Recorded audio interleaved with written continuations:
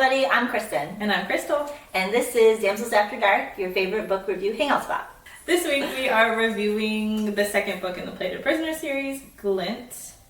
Yes, and if you have been following along with us, we've been telling you that the last book hasn't been out, but now it is. Mm-hmm. It was out, I think, September 24th or 26th.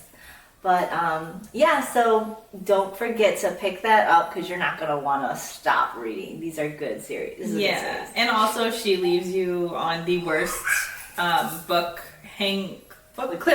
Yeah. I was just going to say hanger. Book hanger. She leaves you right on it.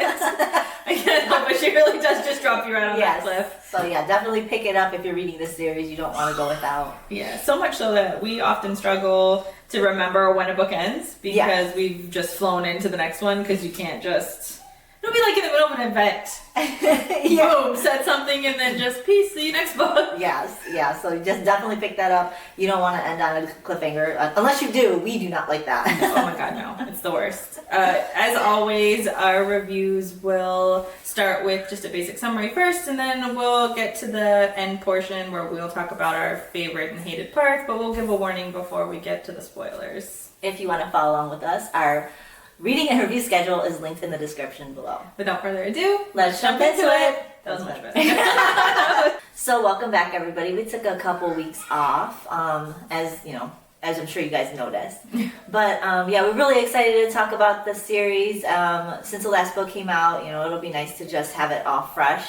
And when I was scrolling on Instagram, I noticed, because I'm all in the Plated Prisoner mindset right now, all my Instagram feed stuff has been Plated Prisoner. Mm-hmm. And lo and behold, there's an actual soundtrack for this series. It's from Lindsay Dills music.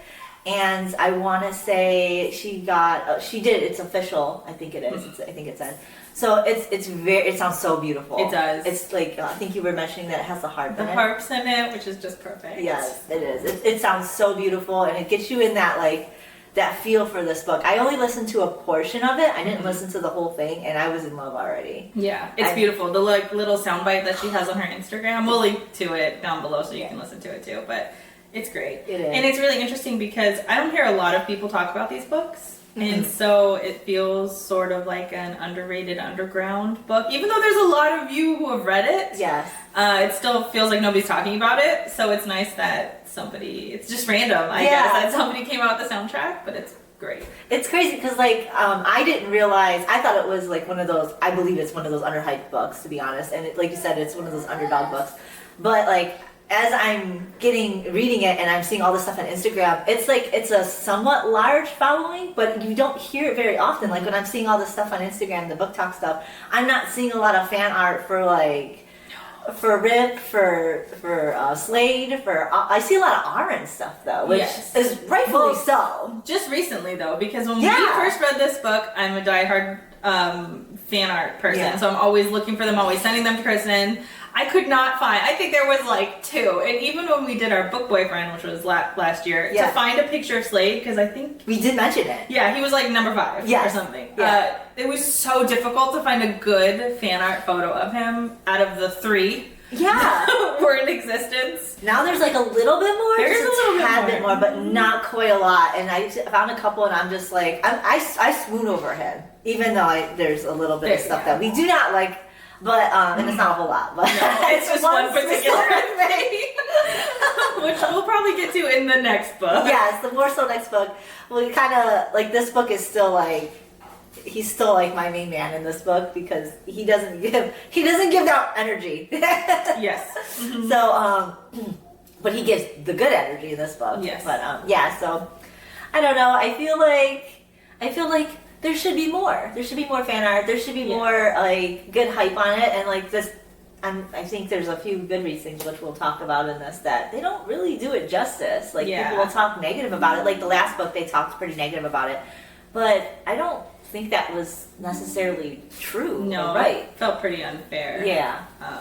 Just with that book, because it felt like you had just not you, the general you had read it and consumed it only as its own book, which does make sense because that's what you're rating it for, but also it is in a part in a series, so you can't say that this book isn't, let's say, a romance when the first romance you meet is toxic and clearly manipulated situation. And you're supposed to be telling the story of like how a character is supposed to develop. How can a character develop if it starts right off the bat of what it is that you're trying to get to? Yeah. There's a path that our main character is trying to get through, and you know she's obviously going through a lot of trauma. And it did say this is a dark fantasy, so like you got to have some of those dark elements right in the beginning of the storytelling. Otherwise, where's it going to come out of? Yeah. Like unless you're doing those flashback type of series, but there's not a whole lot of that because we're starting the character at a certain age, which I do love. Like Slade is a little older. I think Auren is in her early 20s. Yes. So she's still kind of young, but not that 19, 18. Yes. You know, At least we're in the 20s. Yeah. I think Slade is, not Slade, Rip is a little bit older in this book. Yes. I think Rip is what, because we don't see Slade, who's the king. We don't see. I don't know that we have a date for him because, I mean, technically he is Fae. That we find out. He does say how Does he? old yes, because he talks about how long he has been since he's been. Now I'm going to talk about spoilers. I want to do that. He does say he gives a timeline. He gives a time span of this and that. So you just got to do the math, which I never did. Oh, that's probably why. Because she says how old Midas is. I think Midas is like 35 or something like that. Yeah, and I want to say you find out how old Rip is later down the road because he says something about it. Maybe I just haven't. Yeah, I'm not doing math while I'm reading. So I don't. Me neither. Sometimes it depends. Like when we were talking about it last episode where you were talking about when Midas met her. You did the math. I did. But that was obvious math because he mentions it quite a bit. And it's like 10 years. Yeah. So it's not even romantic. No. It's like, so she must be 25 now. Yeah. Because she was 15 when all that happened. She's been with them for 10 years, so. But it's disgusting. I'm already grossed out over here.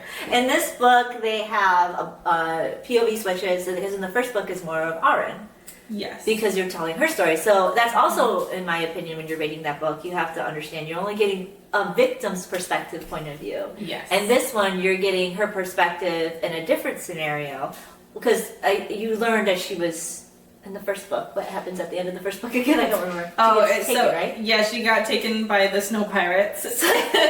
So now in this book, she's no longer with the king, so she's going everywhere and everywhere. And so she's venturing out, and then she's meeting new people, which when she meets new people, those people's point of view gets put into this. Yes. So that's another thing, another perspective on this that you're going to enjoy, or maybe not. But I think this book was it only the queen perspective? Yes. Okay, so we're only getting the two perspectives. Yes. Here. But to your point, as you continue on in the series, we're getting more and more POVs that enter. I think maybe like 4. I think it gets to be.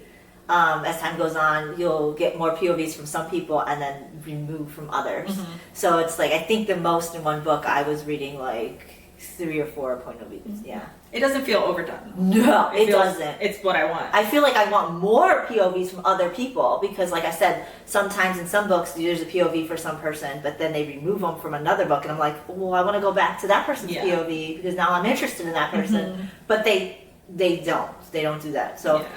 I think she does it really well. Like she does it very purposefully. Yeah, she does a great job, in my opinion. It tells so many versions of different perspectives of different places too. So like you're not getting one side from one area because once you're introduced to a character and that character goes somewhere else, now you're getting. She does it smoothly because she's introduced because she introduced them to Auren. Yes. And then now when they're not with Auren anymore and they go somewhere else, then it's like, well, now I know this character. Yes. It's so well done. I think she's such a good writer. I also agree with that. And I can't I kind of want to go back and read her other stuff, but I don't know if I want to read about. I think it's a Cupid book. Yeah, I remember you saying Is it this book? I think it is this one. Yeah. Like I don't know if I want to read that. I think she wrote some other one too. We'll have to look.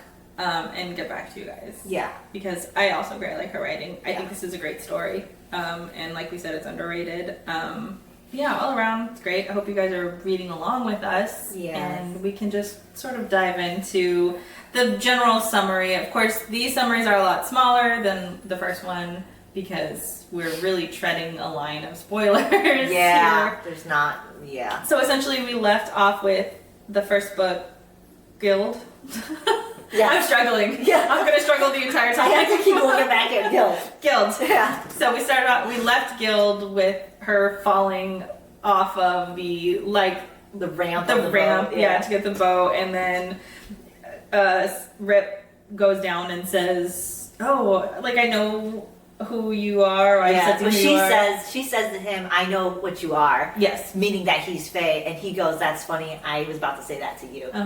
So that's where we left, and so we literally end up in we come back in the same scene. Yeah. And which I love that she does. So I hate it and I love it because I hate the cliffhanger that it leaves you on, but I love that it does that. She immediately goes back into it. It's not like some authors where they like leave you on a cliffhanger and then the next book is like 10 years later. Oh my god, or like 10 years earlier. What happened? Don't do that to telling me like we're starting off somewhere and then you're like no, I hate that shit. Don't do that to me. She was just writing the entire way through and just decided I'm just gonna break it right here. Yeah, like that's evil, but great. Yeah, it's great. I love that you did that, but yeah, oh god. So essentially this book follows Auren as she's moving with the camp. So she's been taken prisoner along with the Saddles and her guards, and she's moving with Fourth Kingdom, who is moving on Fifth Kingdom because they're essentially going to Ranhold to see King Midas because he's occupying the throne that's obviously not his right now, and also he had initiated, if you remember from the first book, he initiated a fight on Fifth's border, they fought, and that's why Fourth's border. He took Fifth with Fifth's Kingdom soldiers. It's actually genius, but it was great. No, I think he's a great manipulator. He does a good job at it. Yeah. He's a piece of shit, but you're good at what you do. I get, great. Yeah. So yes, I'm just gonna use names. So he takes Folk's soldiers over to King Rot's Ravenger's area, and so King Ravenger is now coming to Midas to sort of have him answer for what he did. Yeah. And of course he has now has now acquired his Gold Touch Favored, and so this entire book is her journey there. So it is a little boring on the surface level because nothing really is happening. There's no fantastical adventure. There's no war, or it's just her getting to know everybody in the king and the soldier who took her captive. Goddamn. Who took her captive and starting to feel at war with herself with what she's known all, those 10, 12, whatever years she took with Midas. So she's battling herself inward and outward, and she's being tested by an unlikely person. Mm-hmm. And it's fucking great. I think it's great. You summarized it perfectly in that is the point of this book, is Auren's internal battle with now she's out of the clutches of her captor, her manipulator, and she's seeing the world differently. She's seeing herself differently. She's having somebody put a lot of doubts in her, but that are necessary doubts. Yes. And that is this whole book. So there is no great battle. There's no huge crescendo of shit that's going down. It's just her traveling with this camp and deconstructing a lot of the shit that Midas had put into her. And she's at this point too, she's saying, which I think is very great, because she's noticing that she's being held captive by the Fourth right now, but who truly is her captor is what she's saying in her head. And that is early on set, right at the beginning of the book. You'll start to notice that. So we didn't give really too much away, because we're not telling you what her outcome is of this, which is it's great.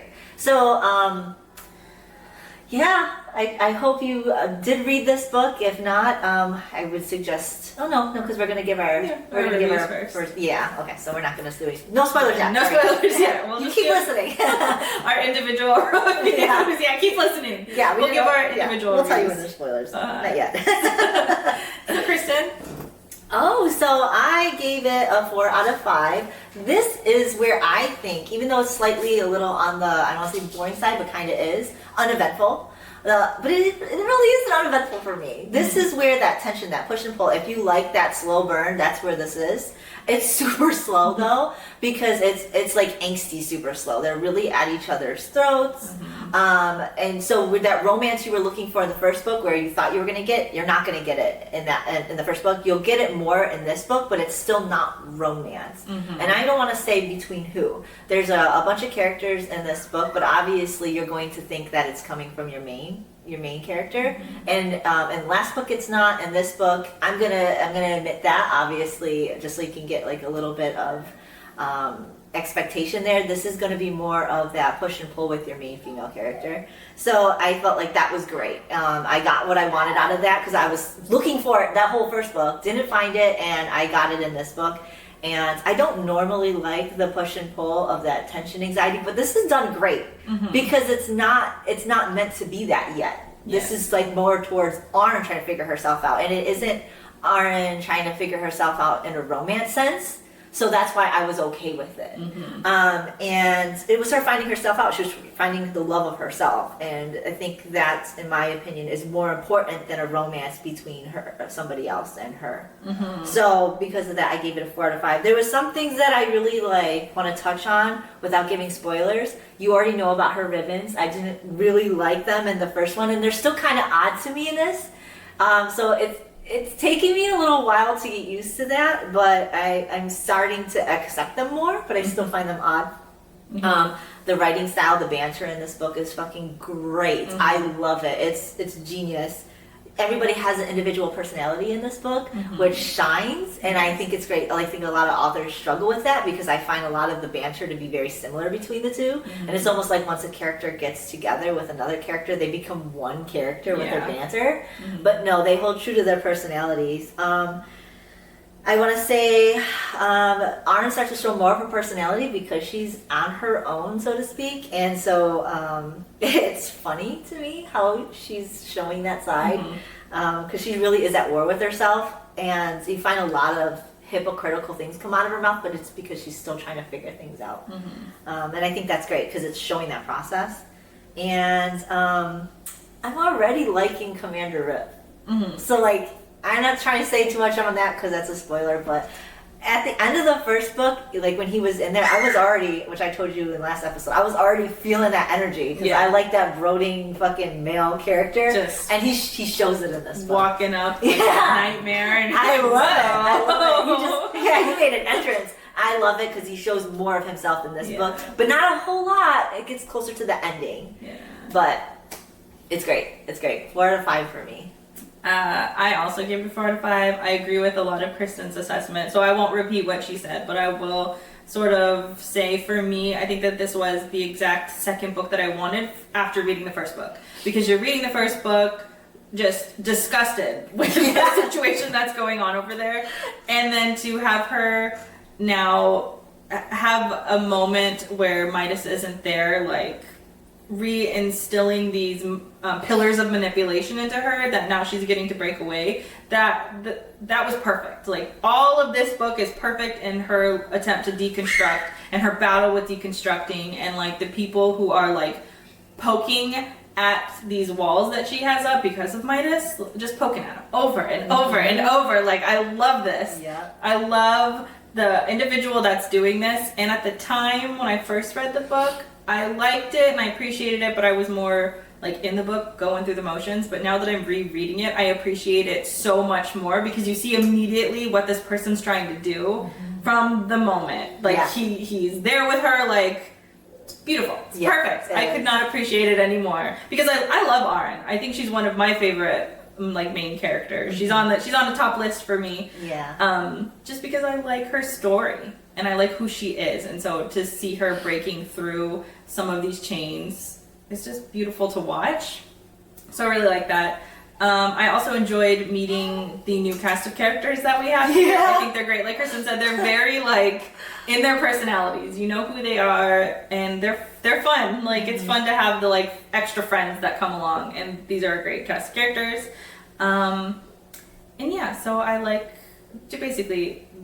The overall is just I like this as a second book. This is what I wanted after book number 1, to just see her becoming who she's supposed to be. And we're still not 100% there yet, but we're on the road. We've been put on this road, and now you're gonna go into the third book. The path, the trajectory is there. We're just expecting it to, how fast it goes or how slow it goes. It's definitely up to Auren in this book, and like Crystal says, to follow along and watch that happen is actually a beautiful thing. It's always great to see a main character who struggles with trauma and issues from a first book and see them get out of it instead of wallowing in their pity, because she is a bright side kind of person. Yes. And that's beautiful to see. And it's really hard in normal life for somebody to wipe themselves up, get themselves up and like get through that trauma quickly. But she's such a positive person with such good humor that even though she's got so much trauma and you feel bad for her, she doesn't feel bad for herself. No. And it's so great. It is great. It's refreshing in a character not to have them dwell on something so much. I mean, I know that happens, but like we want to read about it. I don't want to read about it. We don't want to read about it.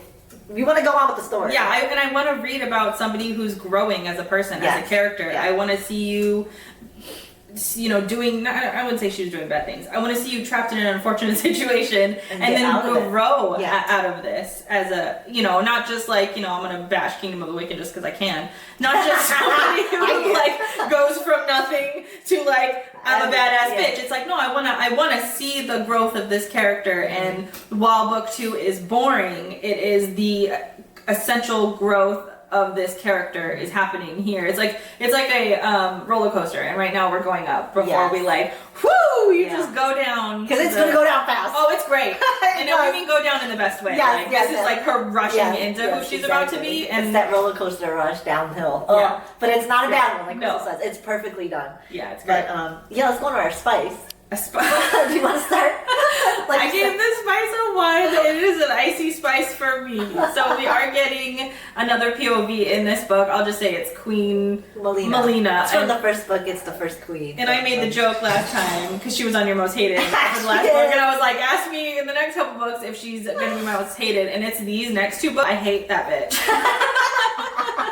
I hate her. And how are you going to give me the only sex scene in the book is with her in her saddle? I mean, it's not really that big of a spoiler. Midas is gone. She's by herself. Yeah. Girl got herself some. And I don't even care. Like, I don't care. But why did I have to read about it? I was brought into her POV, first of all. Like, why the fuck am I here? And this is how I feel. I remember reading this because, like, why? Every time the POV came up, I'm like, what the fuck? Yes. I hate you. I don't watch your POV. And it even gets worse in the third book too. Yeah, so we don't want to talk about that yet. But like in this book, you're introduced to her, and I don't even like her in this book. Particularly in this book, I really can't stand her. Yeah, I think this is the most hate I have of her in this series. So just FYI. But this is the most hate. This book, and I think one other book. I really dislike her. But this one. Last book and this book, because I think was it the first? She starts in here. There's a book where she does something. I can't remember what it was. Was it last book or this? I think so, because this I think there's like 3 or 4 or maybe 2 or 3 POV switches of her. This one it gets bigger in the next one because that's when she's making moves. Okay, doing some shit in the next one. She's making moves. Some moves. But yes, this book I can't stand her, and that is a little bit of a spoiler, but not too much. She's the one who gets like. That's where the spice comes from, so FYI. And why? Yeah. It's like you get a POV from her and you're like, why am I reading about this bitch? And then the next one is her having her moment with her saddle, and I'm like, why am I reading about this bitch?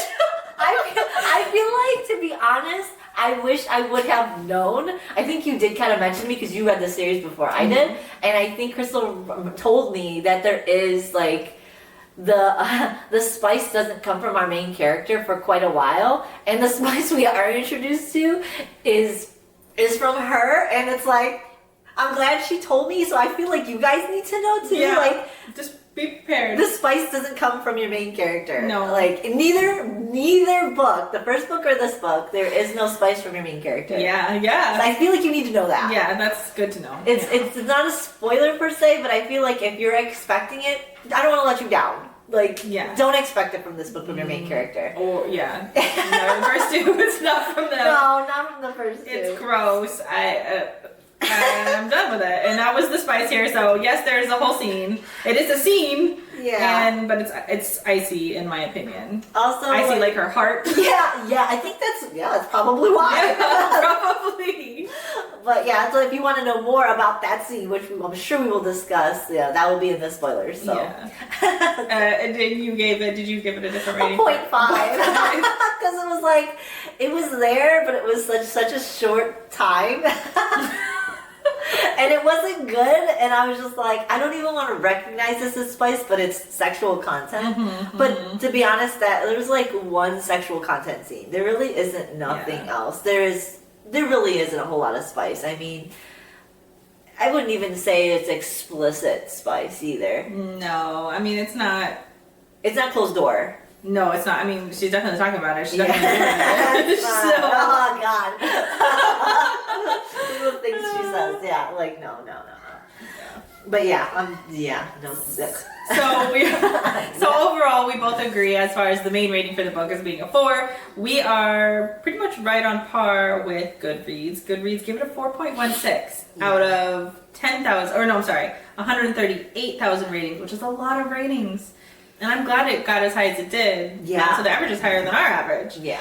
But of course, I did include the people who didn't like it. I included 3 1-star reviews. And so the first one is from Cora. And she said, I just don't enjoy misery reads. 2 books is too much of my energy to give a story where nothing happens and the lead is so hopeless and sad. I don't think she's hopeless and sad. I don't think she is either. Sammy says, I appreciate that this series is easy to read and fast-paced, but it's so one-dimensional. Almost nothing happens in this book besides we learn that our characters aren't regular but are special, which I think we already knew. We move away from King Midas and frankly the retelling aspect of the series. And the final one from Sarah says, what fascinates me is that all 4 books could have just been summarized in a single one.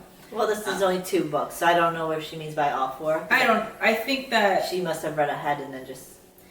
I don't really know, but all I know is this is wrong. I'm sorry, Sarah, but I don't think that even putting the first 2 books together would not have been a good option to do. No, because they were like 300 and 300 apiece. That's 600 books. I would be kind of upset to read, even though it's 2 books, and it kind of is the same. I don't think I would want to have read 600 pages of these 2 books together. Or even...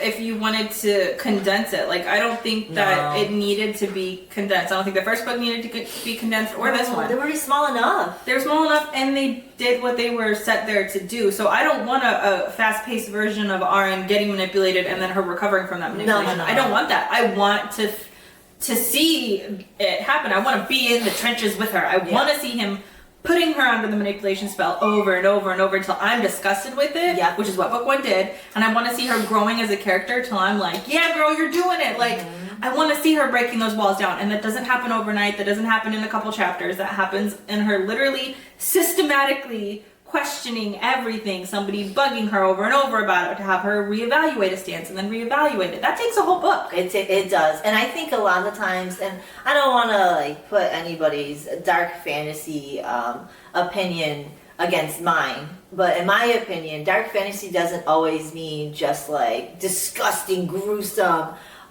gory, like Haunting of Adeline stuff. Like, I know that's just dark romance, but like it doesn't have to always be like that. Sometimes dark twisted could be emotional manipulation, physical manipulation on a different aspect. The physical manipulation and physical abuse happens more so later in the books, but that also is dark. Like sometimes mental stuff could be even more dark.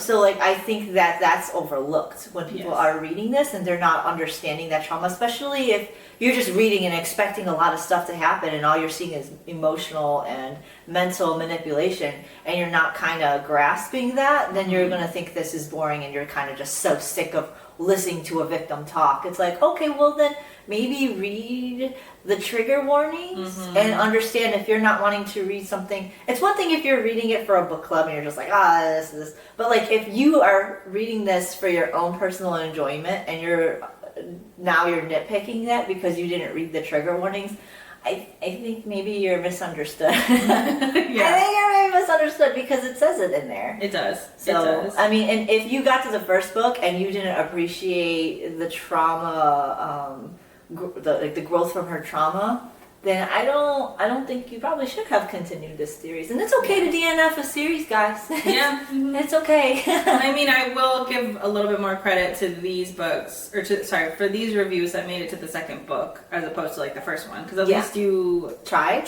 to make it past here.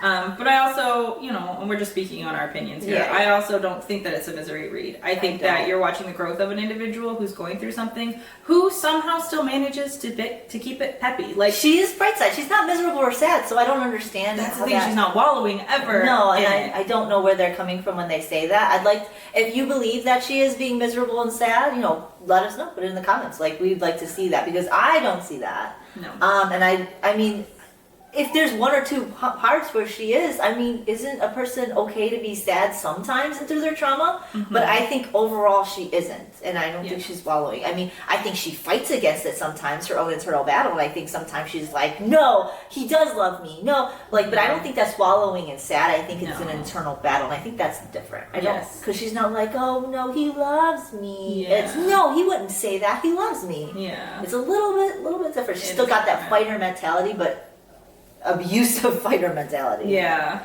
I will also say though, this probably, at least to Sammy's comment, this does probably move away from the Midas retelling, and it is going to continue to move against the Midas retelling probably after 3. Like, after 3, or the third book, so Gleam, it is going to move on to a different world. I mean, or to a different whole storyline. I mean, at the end of the day, like, the Midas retelling is like the start of this, but the book is about Auren, and she's a separate character from Midas, and Midas is not a main character. But isn't most books, when they do a retelling, it is a retelling, so it starts off very similar path, but it eventually grows away from the main story, from what you know and love, or just know, not necessarily love, but like what you know. So like, I mean, if you're wanting the exact story, then maybe not read retellings. Or pick a story that's from a Midas character. Yeah. Like, if you want a retelling, then go that route. I will say that it is fair to say, if you're reading this because you want a Midas retelling, this is not. This isn't it. And if that's how it was marketed,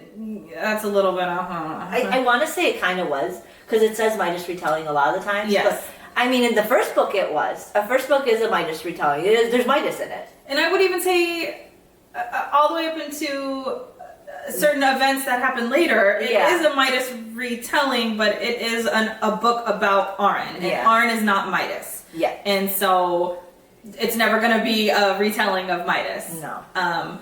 It is, it's hard because there's spoilers around this whole topic. But all that to say, it's not a Midas retelling, so I can understand why somebody would come into it thinking that it was, because it was said that it was, and then be upset that it's not. So I think that's a valid criticism. Yeah, no, I agree to that. I agree. I mean, it's more so, I wouldn't say it's a Midas retelling, it's more so King Midas is in the story. Yeah. King Midas is in the story, he's part of the story, but it's not a retelling of Midas himself. Yeah, so. I mean, you get to learn something about this new Midas that is a spin-off of it, but it's not his story. Spin-off of Midas, yeah, it's a spin-off of Midas, but it's not Midas' story, and so, therefore, that's it. But I have to say, even though a lot of them give that 1-star review, I feel like essentially they're not necessarily wrong. I think the only one who's wrong is the one who's saying she's miserable and sad, because Auren is not miserable and sad. Yeah. I think everything else is like, it is kind of slow, you are kind of getting that, but it's not, I don't think it's a 1-star rating for it, though. No, I mean, here's the thing, like, of course all of these are opinion based, right? Yeah, so if this is just not your type of story, then it's gonna be slow. It's fair to say, because we even said in the first one, it was a little slow, it was a little boring.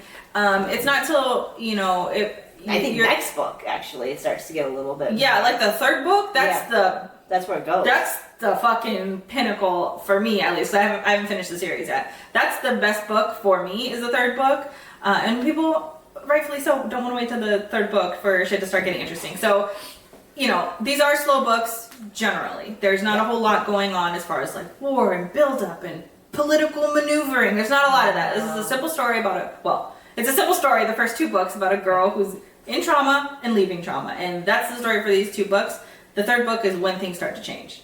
I really, you're trying to hone back into that the first time I read this, and I remember being very like, oh my God, when is this story gonna pick up for the first book and the second? So like I said, I agree with the slowness of it, but I still didn't feel like the story is worth like giving it shit because the story is there. Yeah. But you're just having to understand it. It's from one victim's point of view. Yeah.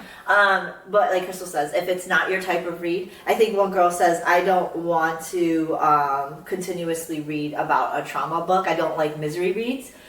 I can understand that because like I hate reading a story where there's this master manipulator beating down on somebody constantly. It makes me so mad. So I can understand that. And if you don't like it, then definitely don't read that. Definitely don't read this. But so I can get her perspective or her point of view on that because yeah, she's like I don't, and the 2 books of it is too much. But in the second book, to be fair, he's not there. He's not there. He's not there. It's Auren now just trying to get out of it, which we've said multiple times now. But like, I don't feel like it's a misery read in the second book. And the first one maybe. And because even though she's a captor, that her captors are not like Midas. They're not like Midas. They're not even like treating her like a captor. No. Like she's making friends. She's out doing stuff. She's chit chatting with people. She's out and about, and so it doesn't feel like a misery read. No. To your point. No. If anything, there's a tad bit of Midas in this book, but it's not the whole book. And that's why I said I feel like the first book justifiably misery read. Yes. I understand that. Second book, I would say no. I would say no. I don't agree. I don't agree with that. 2 books is too much of a misery read. I would agree with her statement. I just don't agree that this second book is a misery read. Yeah. But overall, I mean, it seems to be mostly well received, so that's good. But yeah, we liked it. Yeah. And we're ready for the third one. But before we get to the third one, we're gonna do our favorite part, which is spoilers. Kristen, do you want to do your spoilers first? Yes. Oh my god. So I have put a bunch of things to discuss, but I want to do that after. I think we're both doing that now, like just things to discuss because I like doing our love and hated, but sometimes there's some stuff I just want to talk about. Yeah. So then we'll probably be doing that now of another section into our likes and dislikes. So I'm gonna try and narrow this down because I got a whole bunch in here. But so one of my favorite parts, I'm trying not to get sad. Okay, I have to disclose this. I read the whole series. I read the last book, so I'm trying not to. I'm trying not to tear up and give anything away. Like freshly finished it. I finished it last night. Okay. Kristen's sitting in the end of book blues over there. Oh no! And I gotta reminisce about the second happy book. times. I'm a sucker for war books, so like when it comes to like battles and wars and then things go down, I just get so upset. So anyways, my favorite part. So my favorite part is when Lou and Judd just go like back and forth, but they use Auren to help capture the barrel of fucking wine. Yeah. And she's so unsuspecting. She has no idea. So she's trying to go see the saddles. She's trying to like make her way through the camp to find the other saddles because she wants to talk to Risa, who, they have this secret between them right now, and so she's trying to go find Risa to talk to her to hope like she doesn't fucking blow her secret. So in that whole path she ends up finding Lou, who I love her character, and she's just like, yeah, I'll help you find the saddles. So what she ends up doing is taking Auren to unsuspectingly go steal a barrel of wine from Left Flank. I think it's even Left Flank. I think Lou is a right flank commander. So and Left Flank and right flank, if you don't know what that is, it's a military term for a side of like what side of the battle you're on, you're left or right. That's all it is. That's all it is. It's like you go left flank. Anyways, so she steals the barrel of wine with Auren and then brings it back to right flank's camp. Isn't she right flank? I don't remember. Doesn't fucking matter. I just know that there's 2 barrels of wine back and forth. Yeah, so like she does it, and then I think Judd ends up making her get it back at one point during the camp, and it's fucking hilarious because like I think Judd has her do it and tells her that she's on her period. Yeah, tells some other lady about it. Yeah, and she's like, what the fuck? I like it because she's always off trying to do something, and then they just come up on her. They're like, "Hey, come help me!" And she's like, "Okay." And then she's stealing barrel of wine. Yeah, she just goes along with it. So I love that part. I love the tension between Rip and Auren, and I don't want to like specify every part, but there's one scene that I just like absolutely love is like when he brushes up against her lips and stuff, and then just walks out. So random. It's like, what the fuck is that? left me hanging. I'm like, dude, what the fuck? And she was left like, what? And they're like sleeping in the same tent together, so that tension's always there. Like he walks in on her naked by accident and like leaves the room. It's just like walks out. And like leaves. So like, oh my god, their tension is fucking great. There's I think it's because she just sent the hawk out too to tell Midas. Yes. So I fucking hate that she did that. But she did it, she didn't even really want to do it, to be honest. She did it to kind of like poke the bear with Rip. Because he said something to her. She's like, well, fuck it, I'm really going to do it now. I think it was more to prove to her, like, prove her loyalty. Because he kept teased, like, poking her. Yes. And she's like, no, I am loyal. Yeah. No, he does love me. I'm going to go write him the letter because he loves me and I love him. And it's like to prove a point. Yeah. And the funny thing is that those hawks, I think you find out in this book, where the hawks really go. Yeah. So I don't want to say because I don't remember. But the hawks really go. But she ends up finding out that Rip knew the whole time that she sent out that thing, but like that tension, because she was just like, does he know that I sent out the hawk? And then kissed me when he knew? Yeah. Like, and she's like, why would he do that? I don't know. Why you tell me? Like, I don't know. But yeah, so like I love that. When Auren says something about Rip's nickname, like how he got his name, and that he ripped people's heads off, and like they're all laughing at her. And they're like, where did you even get that from? Like, and then the Wrath, Rip's like favored people, start saying, "Yeah, we spread that rumor," and everybody's just like laughing. So like their character personalities are fucking hilarious. So like I love all that, and then the fight circle. I love the fight circle part where Rip is like saying, "No, like." You need to like let your ribbons out. You need to use your ribbons. And then she's like, well, what do I need to do? Like leave my ribbons out like you leave your spikes out. He's like, yep, that's exactly what you need to do. So I love that whole scene and how he like really tries to get her to be who she is. And then the ending. I love the ending of this book where he reveals who he is and he finds out that she's the one with the power this whole time. And so it's like, how did you end on this? Yes. How she did with the last book, so it's like, what the hell? Like, you gonna end here on me? Good thing is that we went right back into the next book, so like I didn't have to wait too much. But like when he reveals that he is also the king, the face that he looks like, even when she first sees the king and how he just like rots the land. Yes, I love that because she gets like a bird's eye view and it was this beautiful man like doing this powerful walking thing. And just the earth around him. That's one of my favorite parts. The earth around him just rotting as he's walking up to the castle. And she feels that she's like, this is a powerful male. Like this is a powerful guy. And so like when she that same energy that she sees like him come in because she's held captive again by Midas, and he comes in the room and he like rots everybody, and then he transforms himself into Rip, and she's like, holy shit. I'm like, holy shit! I know. Like, because I did not suspect that. No, it's funny because I was going to say somebody in one of the reviews I was reading said that they knew it. They already called this. And I'm like, I don't know how you did. I didn't see that. I was shocked because I was also going to be like, who's she going to pick? Yeah. The hot rodding king or this guy? Who's she going to pick? Now she doesn't have to pick. She doesn't have to pick.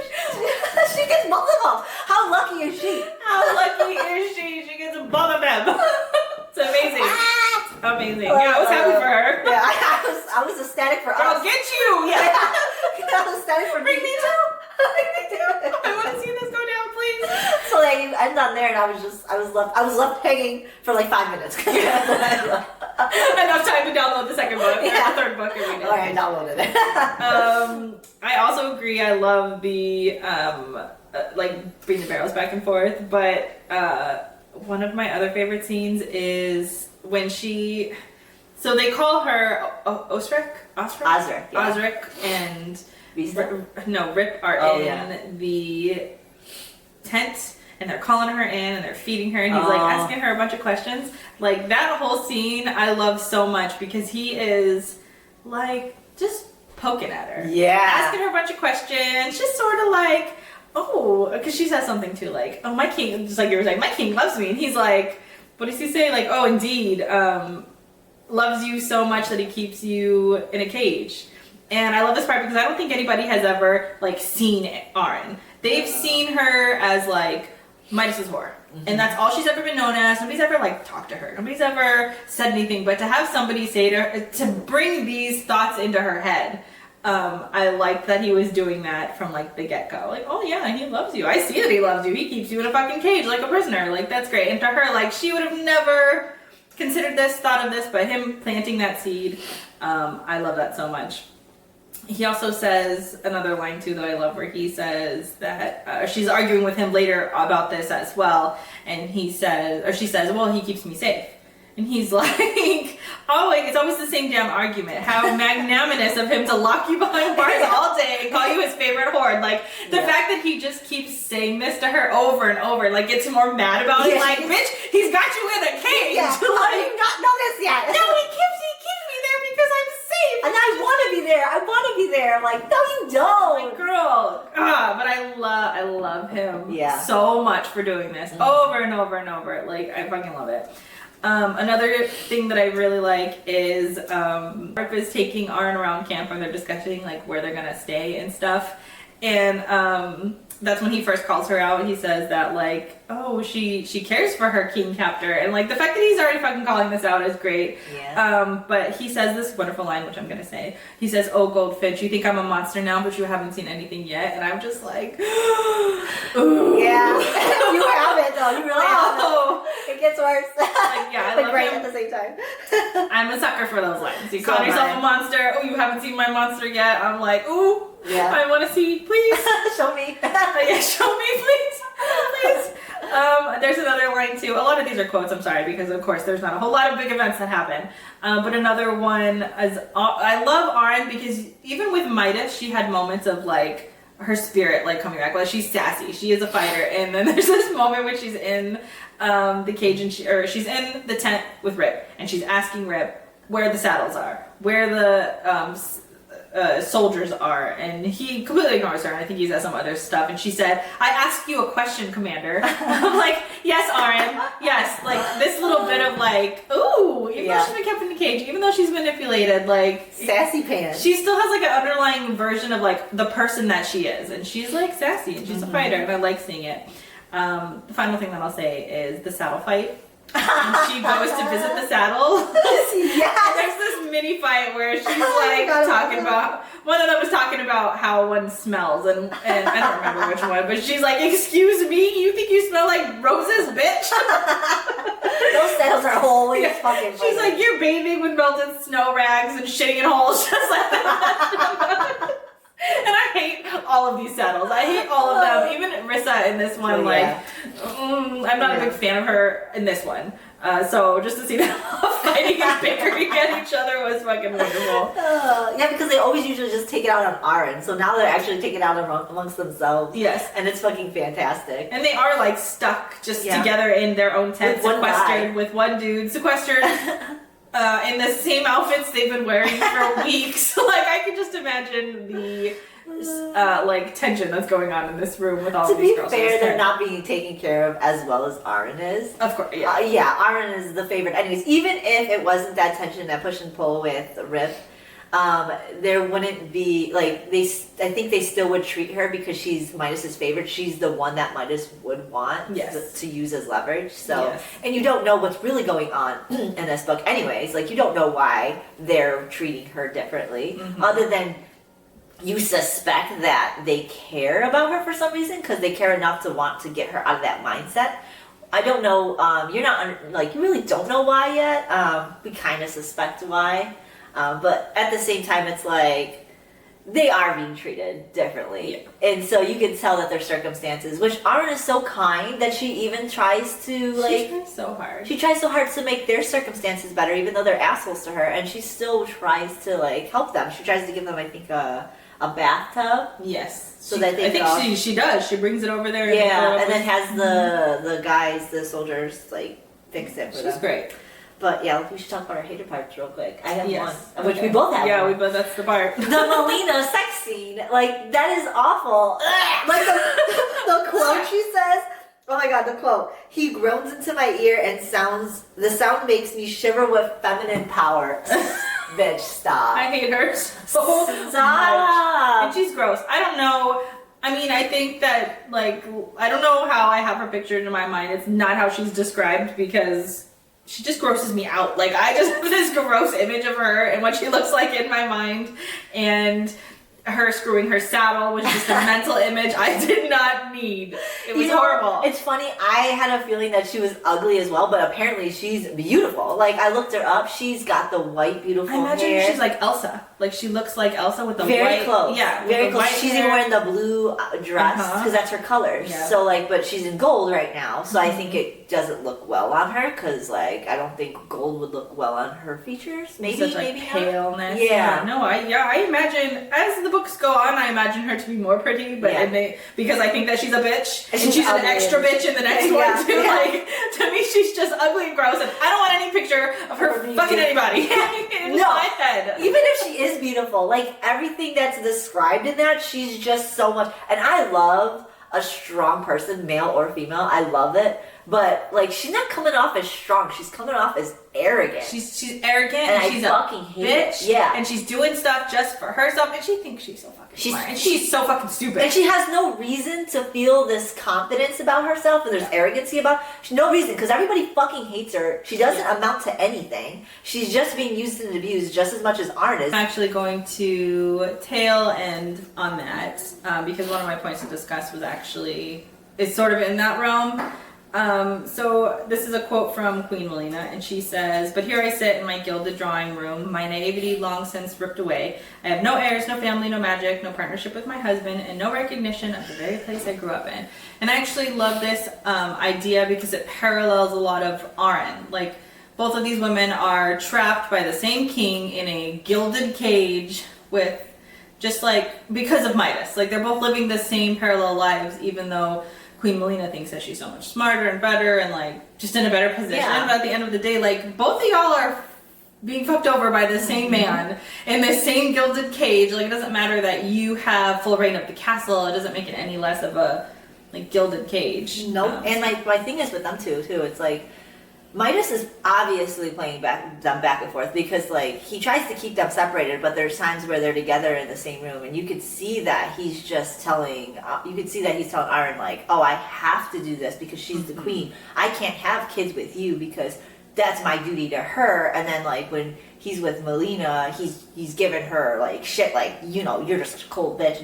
It's like, how did these girls are taking it out on each other, and I feel like that's a very common thing even in the real world, where a guy is in the middle of two females, like, instead of being like, fuck this dude, some females will end up, like, attacking each other, and it's like, I wish there was more of, like, hey, let's just not deal with this shitbag, and it doesn't even matter if it's male or female. If there's a shitbag that's a common denominator in a triangle, a love triangle, like, it should be known that he or she is the shitbag and get him out of the fucking picture. Instead of fighting with the who's gonna win his heart, who's gonna win, like, he's a piece of shit. Yeah. Who cares who wins his heart? Or, like, don't even try to, like, deal with that situation at all. Just completely remove yourself from it. Yeah. And, like, who cares? Get the fuck... But I understand because this is, like, she's the queen. She's stuck with him, and, like, she has no... Like, that's the thing, right? Like, they're both captors of his. Yeah. In their own way, and she's not recognizing that. She's not recognizing it. She's just like you're saying, she's wasting her time taking it out on Auren as if it's her fault. Yeah. That Auren is stuck in this fucking gilded cage. Yeah, it's not her fault, and that's ridiculous. That she's like that. So we hate her because of that. Yeah, I do, and for the events of book 3 as well. Yeah. Another thing that I want to talk about that is a loved part in the sense that I like it in this book, but it's not like it's bad, but I like it. But anyway, so it is. There's a lot of flashbacks in this book so that we learn a little bit more about Midas and Auren's relationship. And I love seeing the moment that Midas grabbed her, like, got her in his grasp. And it's twofold. The first part is that he rescues her from this, like, raid that's going on in a village. And she asks him, like, why did you pick me? Like, out of everybody you could have saved in this village, why me? And he says to her, it's always going to be you. As soon as I saw your face, I was already lost to you. And it's like, those are the words. Like, those are the words that you want to hear. And he says it, and that's, like, his first hook in her, is just saying, I loved you. It was always going to be you. It's love at first sight. You're my soulmate. Like, those are the things that you want to hear. And for a 15-year-old girl who's hearing that after her life has been nothing but like abuse and being used. And he's saying that he's gonna keep her protected. He's gonna keep her protected and save her. Like, and the crazy thing about that, which is really wonderful about this, is those same words are said again, but by the right person for the right reasons. And I think I mentioned that. I think I don't know if it's in the first book that I mentioned it. I don't remember, but like I know that throughout the book, throughout the series, that's a theme. Mm-hmm. Like one person saying one thing, one person saying another. They're very similar, and it's like, but how can he say that when? And that's the eternal battle she has when someone's telling her the same shit. She's like, well, Midas always said that. How do I know that this is real? Because Midas always said this. So maybe Midas does love me because Midas said that. And that's the whole like you said, it's a parallel with what she's getting from other people as well, because that's what was so manipulative about Midas. He uses the right words. He knows exactly what to say. And he kind of does follow up, but in a very abusive way, but she doesn't know that any different. Yeah. So, And then the other part, which is what sealed the fate for their relationship, is that they eventually go together. Like they're on a camping trip to go. No, they're on a camping trip. They're like exploring the world or whatever. They're going out. But anyways, she gets up early one of these times. After they had their first time together. She gets up early. She's going to the lake to bathe, and she gets ambushed by not a dude, not a criminal, by a family, a husband and wife and their kids, ambushed and taken hold of, and they take her hair. They like cut her hair off because obviously it's gold. Take her clothes, and Midas obviously comes out. Midas fights it off and saves her and brings her back in, and he nurses her back, like he helps her. And he says, or she ends this saying that you can't trust people. The only person I can trust is him. I promised myself right then and there that from now on, that's what I'll do. I'll always trust him. All things, because he knows what's best. He's always right. I'm done with the ugliness of this world, and I want him to keep me safe from all of it. And that's the like final key that was stuck literally in her cage, because that's why she's in her cage. That's why she's constantly justifying everything that he does, because she's been so fucked by the world over and over and over. Here's this gold knight that came and saved her from it, and he is keeping her safe, and that's why he wins. That's why she keeps repeating this argument to Rip all the time, because they even have a fight where she's saying this, like, you don't know anything about me, like you don't know what he did for me, you don't know all of this stuff. And I loved seeing this, because this is what made me understand it. Like, you can say from the beginning, like, oh, she's annoying, oh, she's being manipulated, why can't she see that? Like, you can say all those things, but like when you see why it happened and like, that's relatable. Yeah. She's 15. And then he saves her, he says this, of course, after being used by the world, of course, by a family attacking you, like, you're done. I'm just done. He just let the man handle it and save me and lock me in a tower and save me. Like, I'm okay with that. That's what I want. And at the time, I think that is what she wanted. She did. And he even tells her, see, I am the only one. Because look at what happens when you go out into the world. You have seen all this stuff, and nobody is going to be able to take care of you like I do, because I know you. Mm-hmm. I've been with you. I rescued you from this stuff, and I'm gonna not only save you from other people, but save you from yourself, because you not only make bad decisions. But she doesn't say this to her, but like, you don't know the world like I do. I could save you from everybody and from yourself, because he knows what happened to her in the past that we still yet at this point don't know.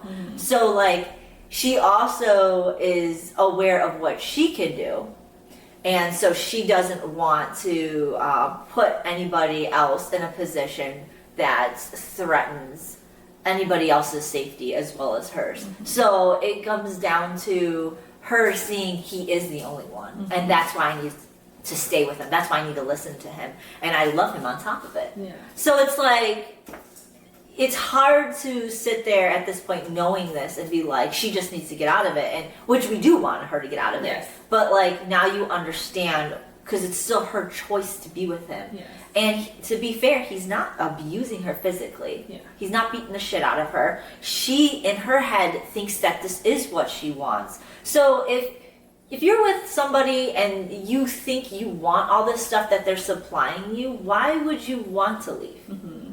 And I think, because you don't know that you don't want anything else. And that's the frustration for Rip, because he's not seeing any of what she is. So to have to have battled this conversation with her must be exhausting. But then to see it from her end, it's like you're saying, he's supplying everything that she wanted and that she needs, and she doesn't know any better because this is what she asked for. She wanted to be kept safe, and of course, well, he'll lock me in a cage. Like, I'm done with the world. Like, I'm done with it. That's like you putting yourself, like, let's say you're upset and you went outside and you had a bad day in traffic. All you want to do is go home, right? All you want to do is go home. The safety of your home. And that is her home, is a cage. So, like, and he still gives her a really good free realm, area of the castle. So she's closed off in the castle, but, like, she still have a large part of the castle.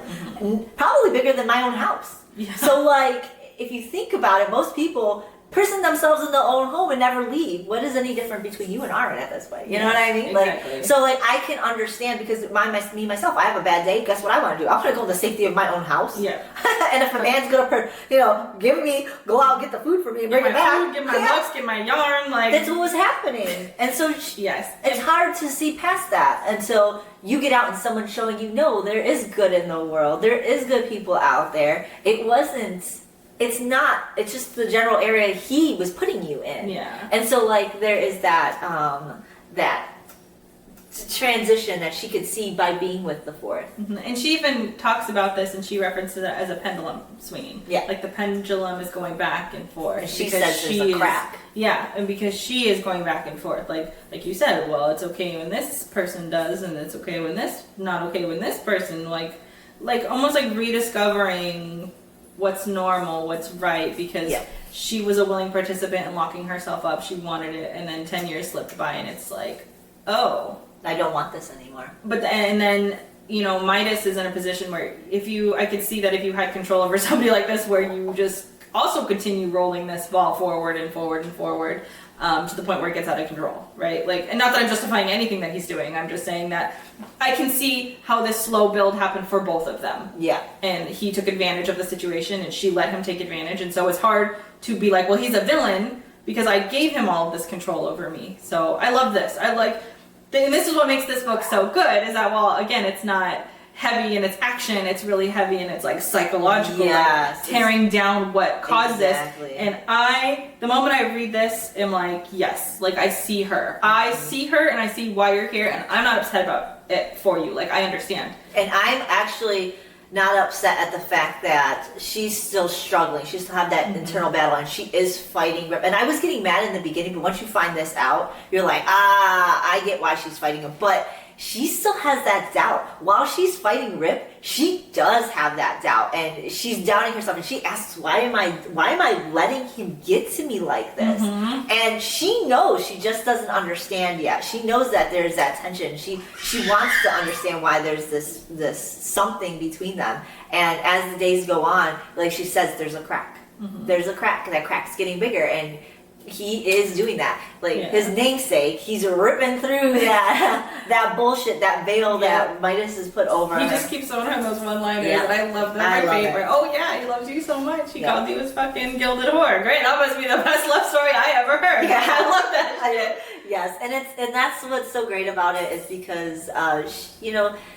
you're getting out of it, and you're seeing the past at the same time, and you're seeing that war, and you're experiencing that war, and you can kind of relate to it. Even though this is a fantasy book, it's got a lot of real undertones to it, and it's great. It's wonderful, and I don't think that this book or this series could have had any justice if this book and the last book was connected.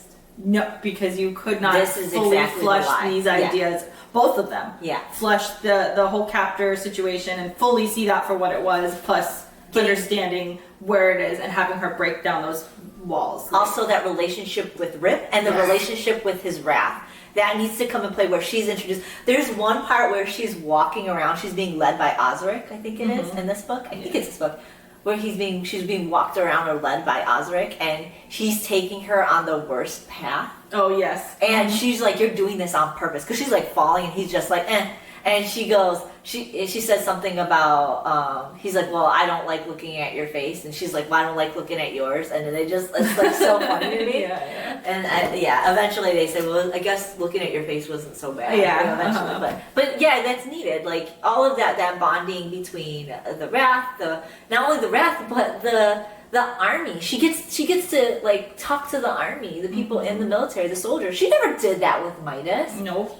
So she's really getting to know these people and herself at the same time. And then you can't do that in less than 100 pages. You can't condense that. This is all not needed. the way it needs to be. And plus, those people become important because you get POVs from different people later down the road. Like I said, this is beautifully written to where when Auren is introduced to somebody, eventually they become a POV, and so that's needed. Yeah, and also, like you said, it's so beautifully written that these ideas need to be just fully fleshed to get it, because this isn't a trilogy. This is a huge book, and so it is a delicate balance. It could be too much information that's boring, and it could be not enough information, but I think, for me personally, Raven strikes the perfect balance here. Yeah. But yeah, so those are all my points for discussion. I like to talk about the people I hate and love, which we kind of already did, but I just want to talk about a little bit more. I love Auren for the obvious reasons. I love Commander Rib and Slade because you find out who that is. You don't even get to see a whole lot of Slade, but I love his dual personality. I love their dual personality, the whole thing that's going on. I can't wait. I already know what happened, but I can't wait to talk about it with you guys in the following books. I love Lou. Her personality is fucking fantastic. The whole introduction to her with the barrel of wine, great. Yeah, that was great. And Judd too, because that's how he gets in. Because Lou also pokes at Auren, by the way. She does. She tells her, like, there's a couple quotes that I love, I would kind of want to say. Lou goes, "Your golden king wants a woman to be saddles, not sit on top of ones who ride into battle." Because Lou is part of the Wrath. She's one of the commanders, one of the captains. Or she is one of the captains. So, like, Auren was surprised to see that women were fighting the battle, because Midas doesn't do that. So that's also like one of those things where she's starting to see, like, there's a crack. And also, to that same point, Ostrich says something to her too. Says that she is just a mirror for Midas. Yeah. Because when people look at her, they're seeing Midas. They're not, and that's another thing too, right? Nobody's ever really seen her, so that's all she serves to, as to be a golden beacon for Midas, not for herself. And that's why I love Osric, because Osric was my next one on here, and I love Osric for that reason. Sorry, I jumped the gun. No, that's great. I love Osric. Yeah, it just tied right in. So that's Oz is great. Yeah, and he just gets better. yeah. So it just ties in well with what you were saying. So that's perfect. But yeah, Lou also tells her not to conform. Stop conforming. Like, she says, own your shit. Don't conform and lie down and take it. Choose yourself. Yeah. Not to choose a guy, not to choose Midas, not to choose Rip, because at one point Rip asks her, where do you want to choose? You know? And Lou is like, choose yourself. Yeah. And I love that. I love that. Too. Always love it. But yeah, so that. And my, hated was Melina. Of course. I can't fucking stand her. Fuck that bitch. Yeah. In this book. In the next book, I don't remember her in the fourth book, but fuck that bitch. I think I remember hating her less in the fourth book, but I still don't like. Still, she's on my. I don't like her. But anyways, I think, was that all you had to? Yeah, that's all I had to say. This was a good one for a book that was boring and didn't have a lot going on. It sure had a lot of discussion points. No, it did, and I think that a lot of the time the boring adventure books, there's not a whole adventures. There's more to talk about because there's more dialogue. There's more, there's more mental, more like psychological stuff that's happening. Yeah. But to be fair, if there wasn't any of the psychological stuff, then it would be a boring ass book. Yeah. She's literally just camping and moving with the camp. I mean, that's what's happening. Yeah. On the bare bones of what's going on. But it is a psychological book, and and that push and pull. So there's a lot of build up in this book because that ending where that cliffhanger, she's gonna go down. Yes. So just remember, we ended with him revealing that he is a King Ravager, and there's bodies outside the door. Yeah. She's locked in here. They're in Fifth's Kingdom now. Where Midas is. Midas is out doing king stuff. Yep, she's back. He finds her in there because she was screaming. Yeah, she was. She wanted out because Midas banging on the door. Midas slapped her back in against her will. So she's fighting now. She's fighting. She doesn't want this. She told Midas, "Don't lock me in anymore." Yeah. And he did anyway. So I think they had the big scene was where she's like ripping the.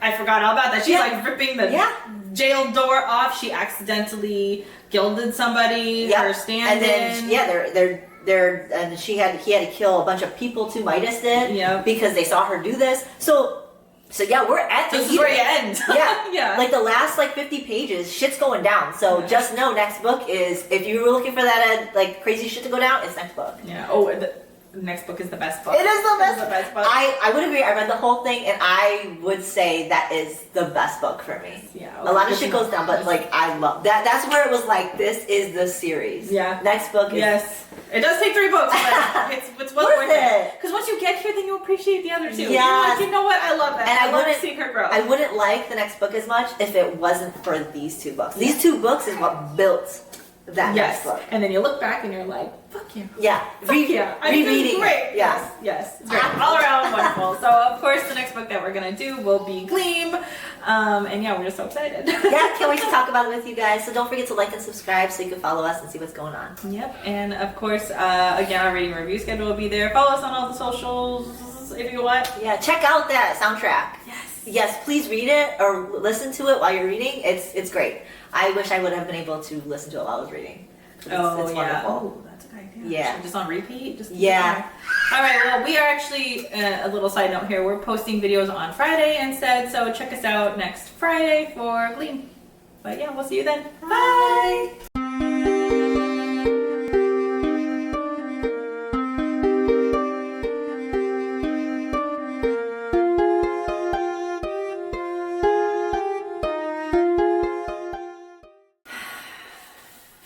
I should have put it up on the.